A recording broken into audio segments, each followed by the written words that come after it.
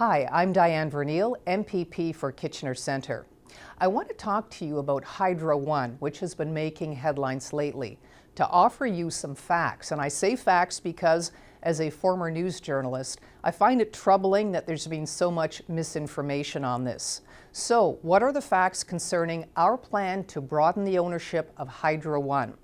It was a year ago in the 2014 budget that Finance Minister Charles Sousa first spoke of this concept of unlocking assets in certain Crown corporations. But what exactly does that mean, to unlock assets?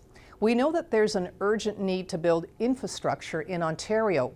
In Kitchener, I've heard from a long list of stakeholders in manufacturing, the tech sector, in education, and everyday commuters who are telling me that we need better transit options to get us off the traffic-choked 401. Our plan to bring all-day two-way GO train service within the decade is right on track. But here's the question: how do we pay for all this? We need to have a grown-up conversation on how to turn big ideas, which benefit society, into reality.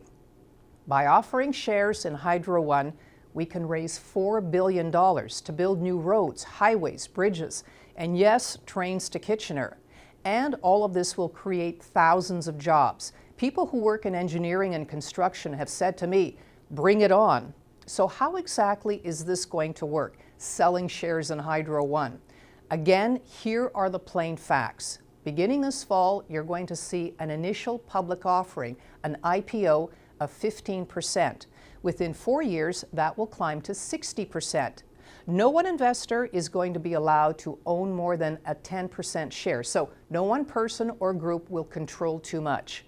Our government will have the power to appoint the initial chair and board, the power to remove the entire board, veto authority on the nomination of directors, and will create an internal ombudsman. Now, it's important to note that Hydro One will not have the power to set your rates. That still remains with the Ontario Energy Board. This decision to broaden the ownership of Hydro One was only made after a lengthy investigation by an advisory council.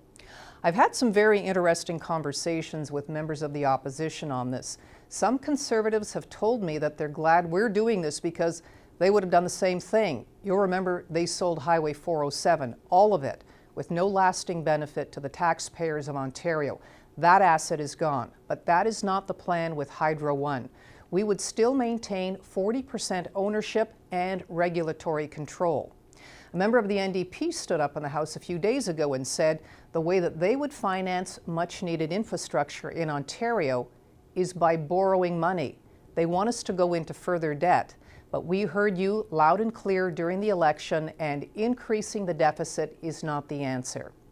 This is the 21st century. We have new problems and new challenges, and we need new innovative solutions. And that's what we've come up with. I urge you to listen to the facts and understand why we are making these decisions that will help to build Ontario up.